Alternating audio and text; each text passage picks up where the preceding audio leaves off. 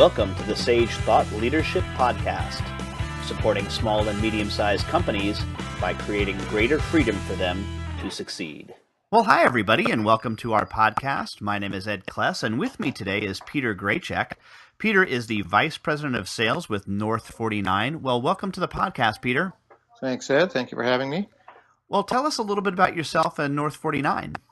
Well, I've been around the industry for almost 25 years now, I guess. I started with a product called F9, and I think a lot of folks out there probably recognize that name. It's gone through a few hands since I've left. I think it's in the hands of Infor now.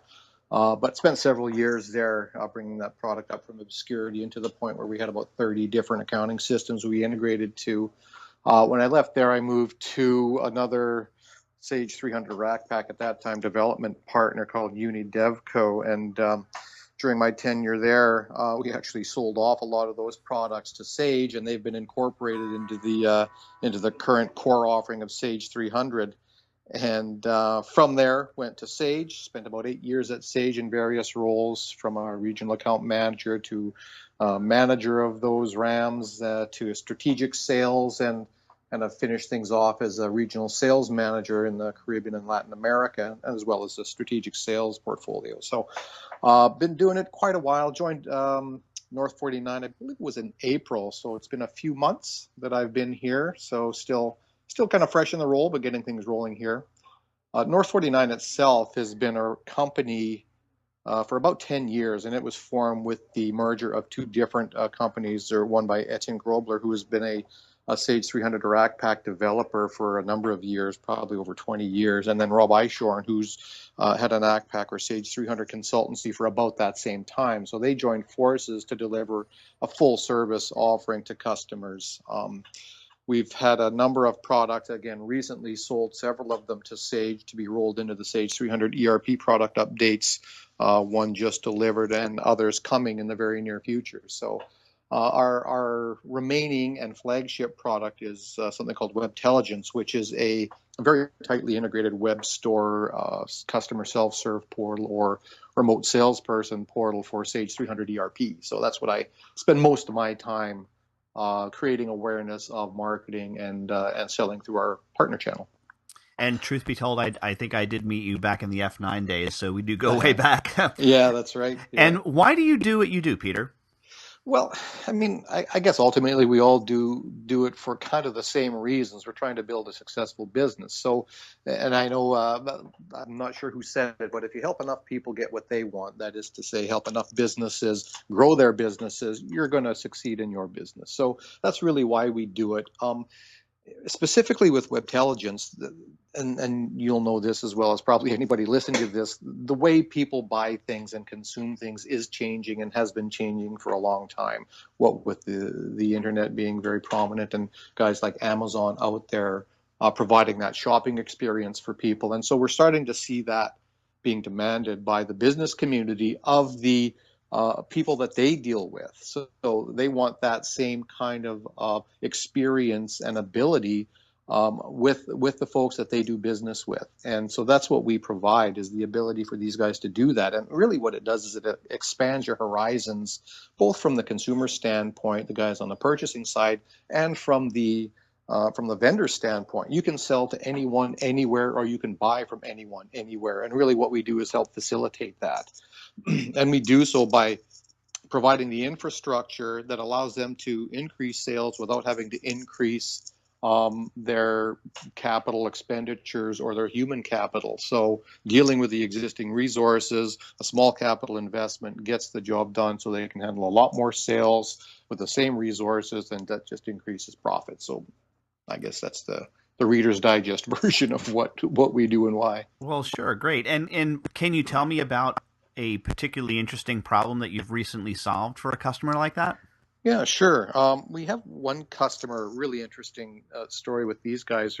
think they are about the third largest tea distributor in North America, at least, maybe even beyond that. But these guys had an interesting problem in that they deal with a lot of these smaller shops, you might call them mom and pop tea shops, and a lot of these folks aren't the most technically inclined people. So their customer service folks were spending probably an hour processing an order for these guys. And some of these orders were huge, like 50, 60 line items. So a quite large order. So it took a lot of time to go through their very extensive product line to get excuse me, what they wanted in that order and to help them through it and make sure it got done right. So it was taking a long time and a lot of customer service staff to do this.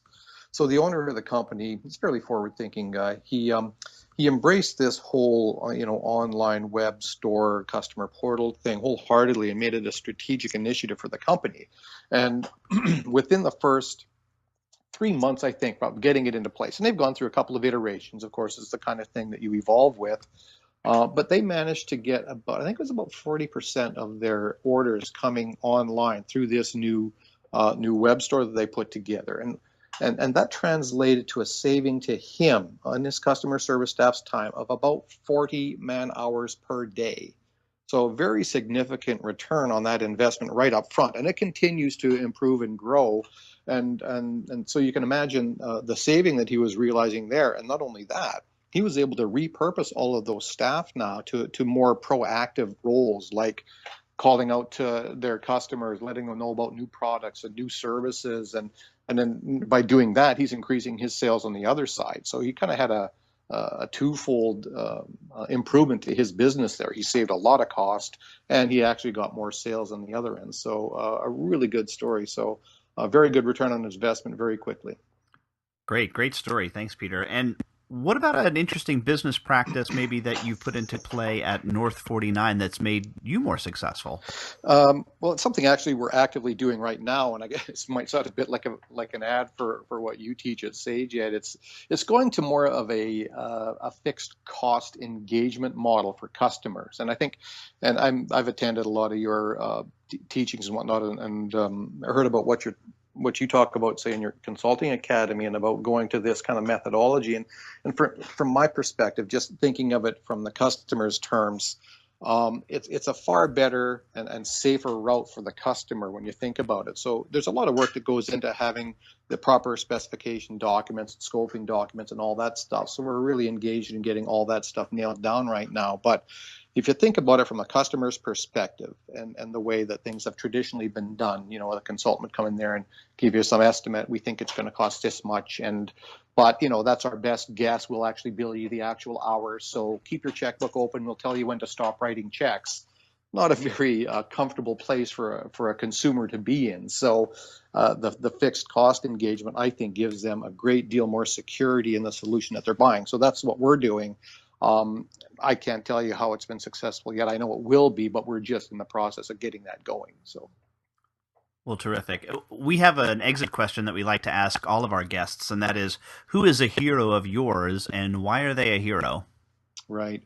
I wouldn't point to any specific person. I think more to a group of people or a couple of groups of people.